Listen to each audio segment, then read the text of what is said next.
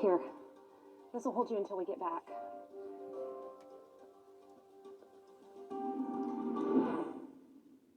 Before making a splint, first make sure the scene is safe for you and the injured person. Then, find an object that you can use to keep the injured arm or leg from moving. Rolled up towels, magazines, and pieces of wood can be used as splints. Splint in a way to reduce pain and limit further injury. The splint should be longer than the injured area and should support the joints above and below the injury. After covering any broken skin with a clean or sterile cloth, tie or tape the splint to the injured limb so that it supports the injured area. Use tape, gauze, or cloth to secure it. It should fit snugly but not cut off circulation. If you're using a hard splint, like wood, make sure you pad it with something soft, like clothing or a towel. Keep the limb still until the injured person can be seen by a healthcare provider.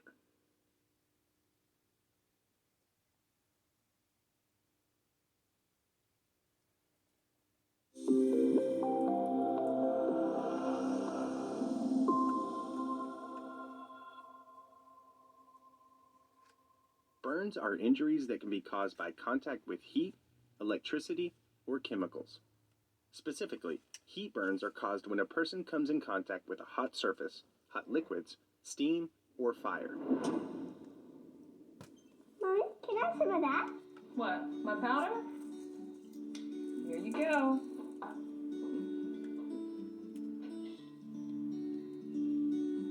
And that, can I have some eyeshadow? Yes, but that's it. I have to finish getting ready. There you go.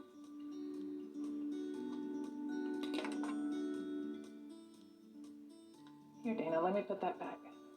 Mommy, you burned yourself! Oh, let me run some cool water on it.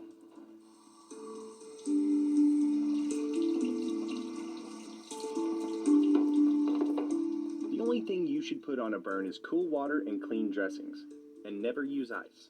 It can actually damage a burned area. Follow any further instructions by a healthcare provider. Take these first aid steps if the burn area is small. First, make sure the scene is safe. Get the first aid kit and wear personal protective equipment. Cool the burn area immediately with cold but not ice cold water for at least 10 minutes. If you do not have cold water, use a cool or cold but not freezing clean compress. Run cold water on the burn until it doesn't hurt. You may cover the burn with a dry, non-stick, sterile, or clean dressing. If there is a fire, the burn area is large, or you're not sure what to do, phone 911. If the person or his clothing is on fire, put the fire out. Have that person stop, drop, and roll. Then cover the person with a wet blanket. Once the fire is out, remove the wet blanket and carefully remove jewelry and clothing that is not stuck to the skin. For large burns, cool the burn area immediately with cold water for at least 10 minutes. After you cool the burns, cover them with dry, non-stick, sterile, or clean dressings. Cover the person with a dry blanket. Check for signs of shock. A person with a large burn should be seen by a healthcare provider as soon as possible. A healthcare provider can determine if additional treatment is necessary.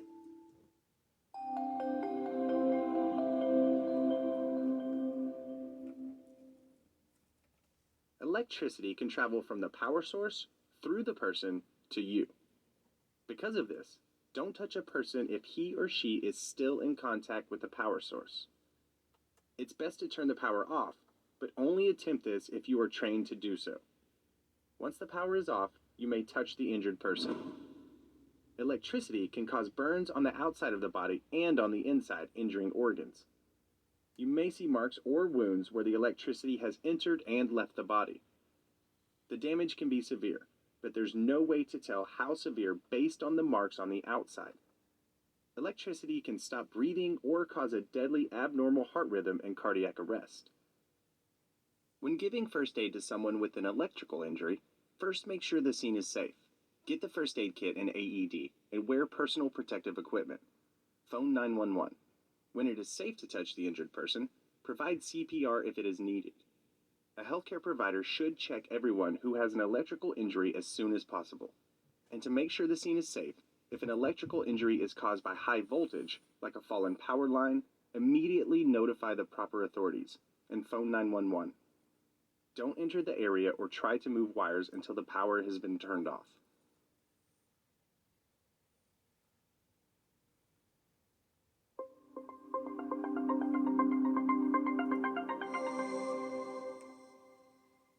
This concludes our discussion of injury emergencies.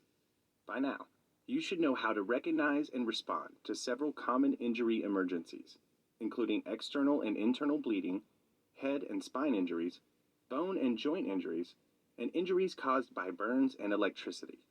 You've learned the signs and first aid actions for concussions and that splinting may be necessary for a broken bone. You've also learned and practiced the skill of controlling bleeding and bandaging. We've discussed the use of tourniquets and shown you how to protect an amputated body part such as a finger. And you've learned first aid actions for eye, nose, mouth, and tooth injuries. You've also learned how to recognize the signs of shock and that it may be caused by blood loss or a heart attack. Next, we will take a look at environmental emergencies. But first, the video will pause so that your instructor can ask you some review questions to answer as a group.